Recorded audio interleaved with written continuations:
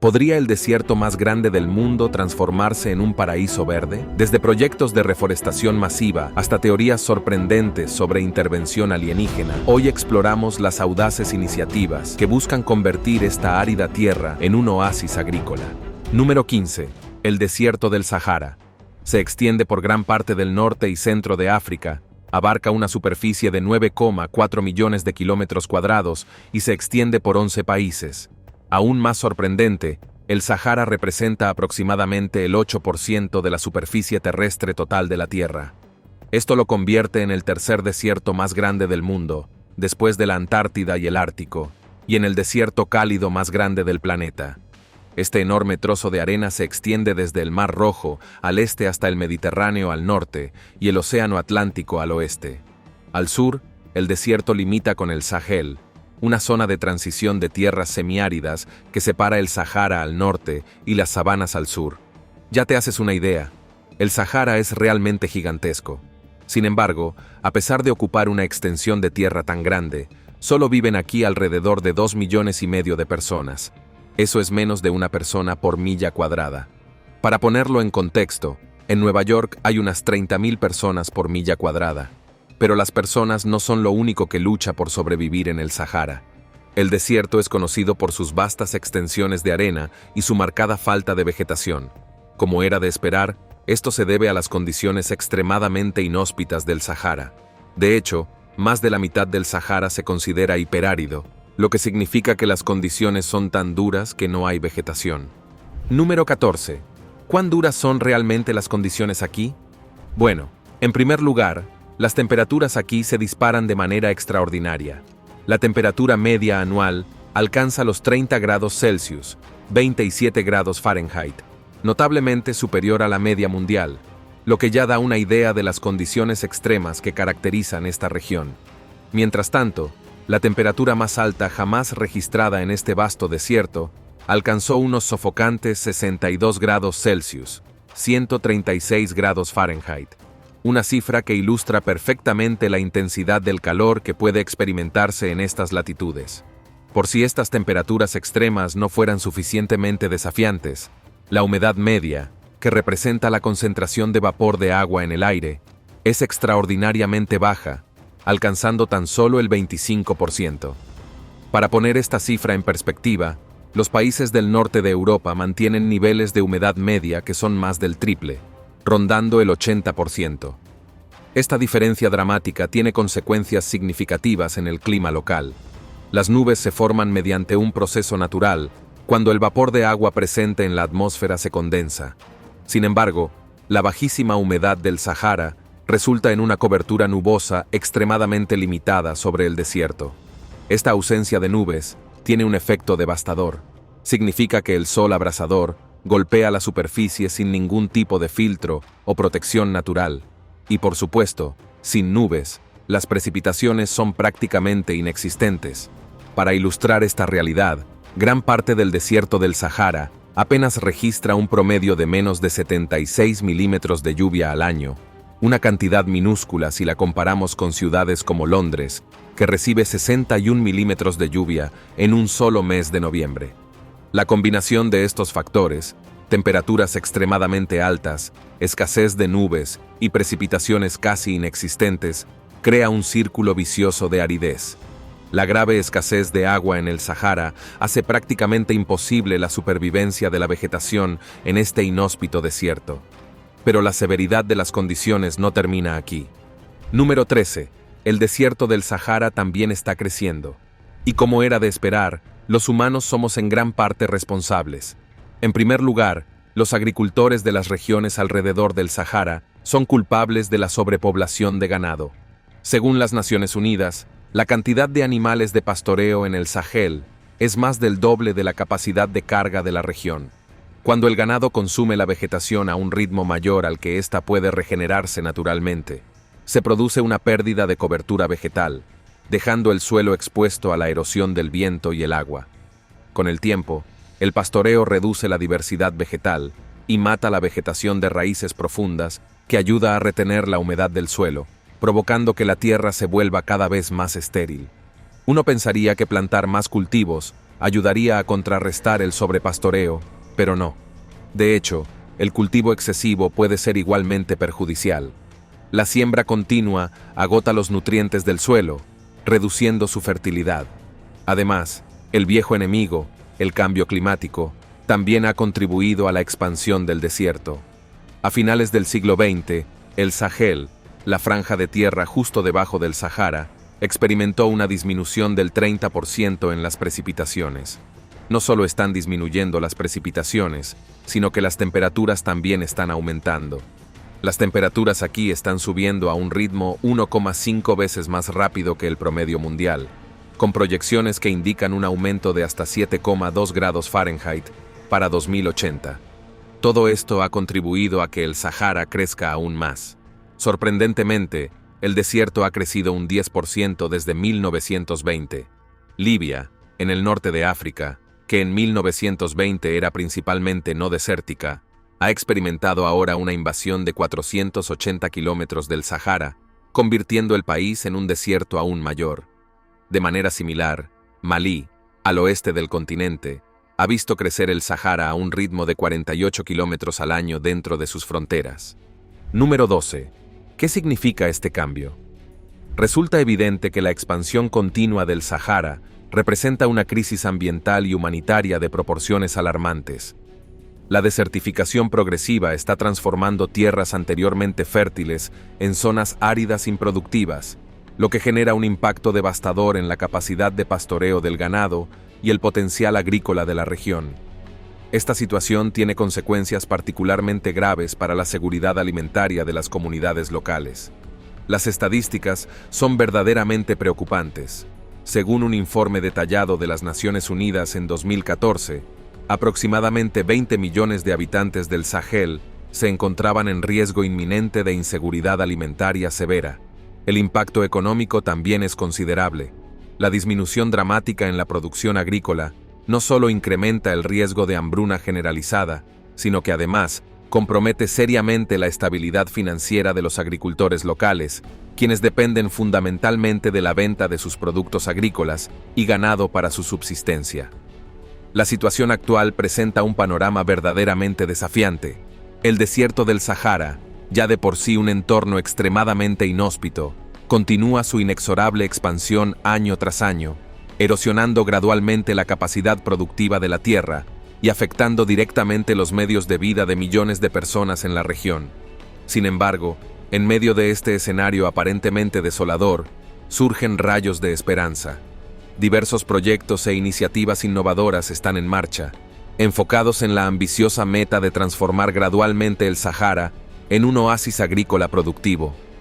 Estos esfuerzos coordinados buscan crear condiciones favorables para el desarrollo sostenible de cultivos y la crianza de ganado, proporcionando así una base sólida para que las comunidades locales puedan construir medios de vida sostenibles basados en la agricultura. Aunque la magnitud del desafío es considerable, el compromiso y la determinación de los involucrados son igualmente impresionantes. Número 11. ¿Cómo se ha logrado exactamente? Para explicarlo, permítanme presentarles a la estrella del espectáculo, Tony Rinaldo. Nacido en 1957, Tony es un agrónomo australiano, esencialmente un profesional científico que asesora a los agricultores sobre cómo mejorar la producción agrícola. En 1981, Tony decidió mudarse a Níger, en África Central, decidido a contribuir a la creciente desertificación del país. Durante 2 años, plantó miles de árboles para intentar revitalizar el árido paisaje. Sin embargo, menos del 20% de los árboles sobrevivieron.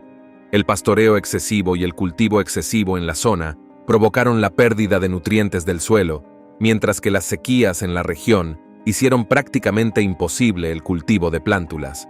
Incluso los arbustos que sobrevivieron fueron devorados por el ganado o talados para leña. Por buenas que fueran las intenciones de Tony, parecía que se enfrentaba a una tarea imposible. Toda esperanza de convertir el árido paisaje desértico en una tierra de cultivo próspera se había perdido. Hasta que un día de 1983, Tony tuvo una repentina revelación. Mientras evaluaba el crecimiento fallido de sus plántulas, vio un arbusto seco que sobresalía de la tierra. Puede que no parezca una locura, considerando que había visto miles de estos arbustos esparcidos por el árido paisaje nigeriano. Sin embargo, al acercarse para observar más de cerca, se dio cuenta de que no era un arbusto, sino un árbol que había sido talado y que estaba rebrotando del tocón. Número 10. Las raíces del árbol seguían intactas bajo tierra. Con un poco de cuidado y habilidad, Tony se dio cuenta de que estos árboles que había intentado plantar y cultivar con tanta desesperación no eran la solución. En cambio, necesitaba aprovechar al máximo este bosque subterráneo oculto. Así que Tony llegó a una conclusión. En lugar de plantar árboles nuevos, la mejor manera de detener la desertificación sería cuidar y regenerar estos arbustos abandonados. El proceso, conocido como regeneración natural, gestionada por los agricultores, RMNA, no solo aumentaría el rendimiento de los cultivos, sino que también mejoraría todo el ecosistema. Las raíces profundas de los árboles regenerados romperían el suelo compacto, mejorando y permitiendo una mejor infiltración del agua en las raras ocasiones en que lloviera, a la vez que las raíces estabilizarían el suelo, evitando que se erosionara por la lluvia o el viento. Hablando de erosión, al crecer, las copas de los árboles interceptarían la lluvia y el viento, protegiendo a las plantas de ser arrastradas por las inclemencias del tiempo. Los árboles regenerados también perderían hojas y restos orgánicos que, al descomponerse, enriquecerían el suelo con nutrientes esenciales para el crecimiento vegetal. Considerando todo esto, no sorprende que Tony estuviera tan interesado en implementar rápidamente la RMNA. Capacitó a agricultores en Níger, enseñándoles a identificar estos sistemas radiculares supervivientes. Aunque las partes aéreas de los árboles hayan sido cortadas o dañadas, sus raíces suelen permanecer viables, ofreciendo una fuente potencial de regeneración. Los brotes más débiles se podarían selectivamente para dirigir los nutrientes a las ramas más sanas, y las secciones extraídas quedarían disponibles para su uso como leña o alimento para el ganado. A partir de ahí, los árboles regenerados se cercarían, protegiéndolos del ganado y la actividad humana, permitiendo que estos árboles FMNR eventualmente creen un paisaje exuberante. Gracias a la simplicidad de FMNR, el método se difundió rápidamente a través del aprendizaje entre agricultores. Mejor aún, esta estrategia de regeneración de vegetación es muy económica, con un costo de tan solo $8 por acre. En comparación, la estrategia de plantar nuevos árboles cuesta hasta 36 veces más que FMNR por acre. Además, los árboles y arbustos FMNR tienen una tasa de supervivencia del 100%, 5 veces mayor que simplemente plantar plántulas en el suelo. Número 9. ¿Qué más se puede pedir? El brillante descubrimiento de Ronaldo ha ayudado a casi duplicar el porcentaje de tierra cultivable en Níger desde la década de 1980, regenerando más de 12 millones de acres de tierra y permitiendo que 200 millones de árboles vuelvan a crecer. Como resultado, los agricultores nigerianos ahora producen 500 toneladas adicionales de cultivos al año, suficiente para alimentar a unos 2,5 millones de personas. Gracias a su éxito, la FMNR se implementa ahora en muchos otros países africanos afectados por la expansión del Sahara. En Corky, Senegal Occidental, por ejemplo, las prácticas de FMNR han visto aumentar la densidad de árboles del 4% en 2002 al 5,2% en 2019, un aumento de 13 veces. Que Dios bendiga a Tony Ronaldo. Sin embargo, la FMNR no es la única práctica que ha visto una transformación reciente del Sahara. Más de 30 años después del notable descubrimiento de Ronaldo, comenzó la Gran Muralla Verde, o GGVB. Lanzado en 2007 por la Unión Africana con el respaldo de la Unión Europea, el Banco Mundial y las Naciones Unidas, este proyecto de reforestación tenía como objetivo crear una barrera forestal. Se extendería desde Senegal, al oeste, hasta Djibouti, al este, para 2030. En total, el objetivo era crear un frondoso bosque de 16 kilómetros de ancho y unos 7.000 kilómetros de largo, impidiendo la propagación de la desertificación del Sahara hacia el sur, hacia el Sahel. Con este ambicioso esfuerzo, se pretendía restaurar alrededor de 100 millones de hectáreas de tierras degradadas para 2030. Como referencia, 100 millones de hectáreas cubren una superficie de tierra casi el doble del tamaño de Francia. Parece una tarea ardua, ¿verdad? Y es justo decir que el proyecto no tuvo un comienzo muy prometedor. Número 8. Los planes incluían la plantación de árboles a gran escala, sin involucrar a las comunidades locales en la planificación, implementación ni mantenimiento. Esto, sin embargo, generó algunos problemas. En primer lugar, como ya hemos visto con las estrategias previas al FMNR, la tasa de supervivencia de los árboles y cultivos recién plantados en el Sahara es de tan solo alrededor del 20%, lo que significa que cualquier posibilidad de que un bosque completamente desarrollado creciera era imposible. Además, la falta de participación comunitaria impidió que los agricultores locales se involucraran en el proyecto. Esto redujo aún más las posibilidades de supervivencia de los arbustos, ya que los agricultores sentían una falta de sentido de pertenencia y responsabilidad. Como resultado, no mantuvieron ni protegieron los pocos árboles que sobrevivieron. Peor aún, grandes tramos del muro propuesto estaban deshabitados, lo que significaba que incluso si los agricultores deseaban regar y mantener los árboles plantados, no tendrían ninguna posibilidad de hacerlo. Con todo esto, no es de extrañar que para 2020, 13 años después del inicio del proyecto, el GGBUE solo estuviera terminado en un 4% antes de su fecha prevista de finalización para 2030. Esto provocó un cambio en el programa. En lugar de una reforestación a gran escala, se implementarían políticas de gestión del territorio. Estas incluían técnicas de captación de agua, así como agroforestería, un sistema de gestión del territorio que integra árboles con cultivos. Un ejemplo es esta peculiar práctica que se encuentra en Senegal, conocida como tolucare. Desde el aire, este paisaje en el noreste del país parece una especie de inquietante ojo ecológico. Pero desde el suelo, esta peculiar formación está diseñada para ayudar a combatir la invasión del Sahara en Senegal. Número 7. Los jardines circulares. Integran alrededor de 60 especies mixtas según un diseño preciso. Los muros exteriores están plantados con árboles y arbustos resistentes a la sequía, como papaya, mango y moringa. Su gran tamaño protege a las especies de plantas alimenticias más pequeñas que se encuentran en los círculos interiores. Las hojas de las plantas más grandes ofrecen sombra del sol y protección contra el viento. En cuanto a su peculiar forma, los lechos circulares concentran el agua de forma natural hacia el centro. Dado que las raíces de las plantas se sienten atraídas por la humedad, crecerán hacia adentro, siguiendo el recorrido del agua, mejorando la retención hídrica de estos jardines. Imaginen que dentro de 20 años, cuando los arbustos de Tolucura hayan tenido tiempo de crecer, estos jardines circulares emergerán del paisaje desértico, como pelotas de golf verdes. Por muy positivo que parezca Tolucur, solo se establecieron 23 jardines en los primeros 3 años de su implementación, y cada uno requirió alrededor de $17,500 para su instalación. Se necesita más financiación para que esta ingeniosa idea realmente ayude a reverdecer el Sahara. Aún así, el prometedor éxito de Tolucur ha dado esperanzas de que el renovado GGBUE pueda funcionar. Pero Tolucur no es el único método inusual que se ha implementado como parte de la Gran Muralla Verde en la lucha contra la desertificación. Número 6. Cráteres en forma de media luna. Agricultores nigerinos han estado excavando estos cráteres en forma de media luna en las tierras áridas. La tierra extraída durante la excavación se coloca a lo largo del borde curvo de estos pozos, formando un surco construido en una ligera pendiente.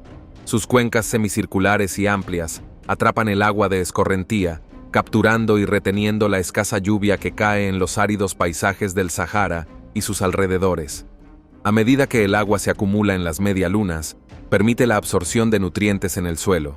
Con el tiempo, esto fomenta el crecimiento de vegetación, incluyendo pastos y arbustos, que mejoran la estructura del suelo y previenen una mayor desertificación.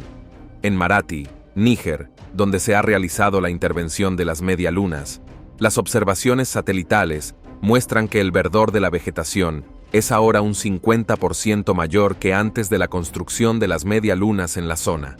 Sería un loco pensar que la implementación de las medialunas aquí fue cualquier cosa menos una idea ingeniosa. De igual manera, en Burkina Faso, al oeste de Níger, La iniciativa GGWOBE ha educado a los agricultores locales en una técnica agrícola conocida como XC. Al igual que las medias lunas, este método consiste en cavar fosas poco profundas en el suelo durante la temporada de lluvias para captar la escasa lluvia y concentrarla en las raíces de los cultivos, permitiendo así el desarrollo de la vegetación. Algunos agricultores han ido un paso más allá, colocando estiércol en estas fosas. El estiércol no solo mejora la fertilidad del suelo al reponerlo de nutrientes, sino que este oloroso material también atrae a las termitas. Increíblemente, estas criaturas se abren paso a través del estiércol, creando intrincados túneles subterráneos en el proceso. Al hacerlo, las termitas rompen el suelo compacto, facilitando el crecimiento de las raíces y mejorando el riego del suelo. Número 5. ¿Quién iba a pensar que masticar estiércol podría ser tan útil? La gran pregunta es, ¿ha mejorado la vegetación el nuevo enfoque de GGWO? En resumen, sí. Gracias a métodos centrados en la captación de agua y la agroforestería, se han restaurado 18 millones de hectáreas de tierras degradadas para 2023. En total, esto representa alrededor del 18% del objetivo de GGWO para 2030. Bueno, no parece que este proyecto vaya a cumplir sus ambiciosos objetivos para 2030. Aún así, no se puede negar que esta iniciativa ha visto algunos brotes de recuperación desde entonces. Se impulsó aún más las políticas de gestión del territorio que priorizan a las comunidades locales. Como era de esperar, el principal obstáculo para GGWO es el dinero. Se estima que, en total, se requieren al menos $33 millones de financiación para alcanzar el objetivo inicial de finalizar el proyecto para 2030. En 2021, el presidente francés, Emmanuel Macron, anunció el acelerador de la Gran Muralla Verde. Esta iniciativa busca facilitar la coordinación y colaboración de donantes y partes interesadas involucradas en la Gran Muralla Verde para asegurar que el proyecto obtenga la financiación que necesita con urgencia. Se comprometieron $19 millones en nuevos fondos, que se distribuirían entre 2021 y 2025. Sin embargo, para marzo de 2023, solo se habían desembolsado 2.500 millones. ¿Quién sabe si esa financiación llegará algún día? Una cosa es segura. Si la renovada Gran Muralla Verde recibe suficiente apoyo financiero, pronto podríamos ver cómo la franja sur del Sahara se convierte en ese exuberante oasis verde prometido en 2007. Hasta ahora, hemos visto cómo tanto la FMNR como la iniciativa de la Gran Muralla Verde han contribuido a reverdecer el paisaje desértico que rodea la sección sur del Sahara. Sin embargo, incluso en las zonas más septentrionales de África, se están realizando esfuerzos extremos para combatir el temido desierto. Número 4. Un tiburón encontrado en el sur de Egipto. Desde arriba, este fascinante lugar evoca la imagen de una misteriosa base extraterrestre emergiendo del desierto, cautivando la imaginación de quienes lo observan. Sin embargo, lo que realmente contemplamos es uno de los proyectos de recuperación del desierto más impresionantes y ambiciosos jamás implementados en el Sahara. Extendiéndose majestuosamente sobre una superficie que supera las 44.500 hectáreas, el paisaje está salpicado por miles de círculos de cultivo perfectamente formados, cada uno abarcando 800 metros de ancho en un patrón geométrico preciso. Resulta verdaderamente asombroso considerar la existencia de tal empresa agrícola en este entorno. ¿No es así?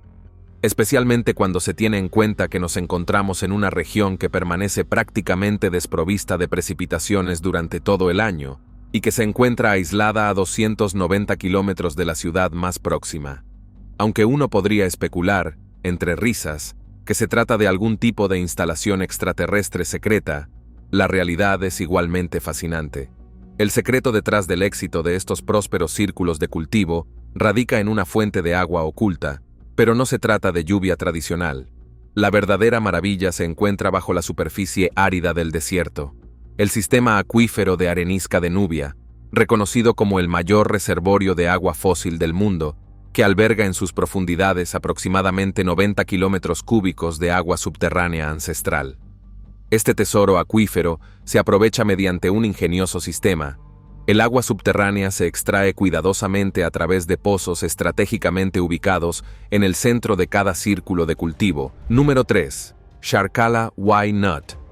Según la Compañía Nacional de Recuperación y Agricultura de Shark Loina, el círculo de cultivo produce unas 145 toneladas de grano, 35.000 toneladas de maíz y 85.000 toneladas de patatas al año. Por si fuera poco, Shark Ali Nut también cultiva alrededor de 2.400 hectáreas de árboles frutales al año. De hecho, este frenesí agrícola ha crecido tanto que en 2003 se construyó un aeropuerto junto a los círculos de cultivo, que solo atiende a unos pocos miles de pasajeros al año. La función principal de estos aeropuertos es traer equipo a estas tierras de cultivo, así como transportar cultivos. Caray, es justo decir que el proyecto Sharkala Why Not está despegando. Dicho esto, existen algunas dudas sobre la sostenibilidad de este proyecto. Los investigadores han estimado que, a pesar de su capacidad aparentemente ilimitada, el sistema acuífero de arenisca de Nubia podría agotarse pronto. Los expertos sugieren que si la extracción de agua continúa aumentando, al ritmo actual, toda esa agua podría agotarse en los próximos 350 años. Sin duda, eso no será un problema para ti ni para mí. Sin embargo, si queremos convertir las arenas del Sahara en una exuberante vegetación a largo plazo, parece que tendremos que encontrar alternativas al proyecto Shark El Awinut. Número 2. En Egipto, los árboles son una rareza. De hecho, el 96% del país está cubierto de desierto. Por eso, es toda una sorpresa ver un frondoso bosque verde en las afueras de El Cairo. Este es el bosque Serapeum, un proyecto lanzado por el gobierno egipcio en la década de 1990. Con una extensión de 200 hectáreas, este exuberante paisaje alberga una variedad de árboles nativos y no nativos, como la teca, el eucalipto y la caoba. Aún más impresionante es su rápido crecimiento. Los troncos de los árboles han crecido 1 metro de ancho en tan solo 20 años. Según el investigador agrícola Hassan Hamad, un crecimiento similar normalmente tardaría 100 años. Así que no solo crece un bosque en el Sahara, sino que también está floreciendo. ¿Cuál es el secreto? Bueno, el sol abrasador de Egipto es una de las razones de su rápido crecimiento. El sol aquí irradia el doble de intensidad que en Europa Central, lo que proporciona abundante energía para la fotosíntesis y permite que los árboles crezcan aún más rápido. Pero aún más importante es lo que estos árboles beben. En lugar de agotar el sistema acuífero de arenisca de Nubia, el bosque Serapeum recurre a un enfoque ligeramente más aromático. Verán, este denso bosque se riega con aguas residuales tratadas, ricas en nutrientes como nitrógeno y fósforo, lo que proporciona a las plantas una fuente natural de fertilizantes. Está a poca distancia de la concurrida ciudad egipcia de Ismailia, y con una población de 400.000 habitantes, pueden imaginarse la cantidad de aguas residuales que se producen aquí a diario. Las aguas residuales llegan al bosque a través de enormes depósitos subterráneos poblados de microorganismos. Número 1. ¿Veremos estos arbustos de aguas residuales brotando en el Sahara? El profesor egipcio de ciencias forestales, Henry Al-Kateb, mantiene una postura optimista sobre el futuro. Según sus detallados estudios y proyecciones, afirma con convicción que la población de Egipto generará una cantidad suficiente de aguas residuales cada año para transformar y reverdecer aproximadamente 640 hectáreas de terreno desértico. ¿Quién hubiera imaginado que los desechos humanos, algo que generalmente consideramos un problema, podrían convertirse en la solución para reverdecer el Sahara? Es, sin duda, una solución peculiar y ciertamente aromática, pero potencialmente efectiva. Como cualquier persona podría anticipar, la tarea de transformar un entorno tan vasto, inhóspito y desafiante como el Sahara en un próspero oasis agrícola representa un desafío monumental que no se logrará de la noche a la mañana. Los obstáculos son numerosos y variados, desde políticas que no han sido planificadas adecuadamente, hasta soluciones que carecen de sostenibilidad a largo plazo, pasando por la persistente escasez de recursos financieros. Todo esto indica que aún queda un largo camino por recorrer y mucho trabajo por hacer para conseguir reverdecer este extenso y árido desierto.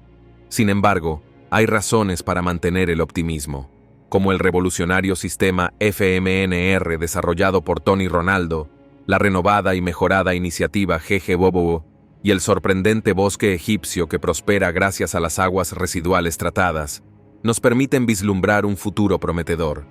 Estos proyectos pioneros sugieren que el sueño de ver un Sahara más verde podría estar más cerca de convertirse en realidad de lo que muchos piensan. Nos vemos en el próximo video.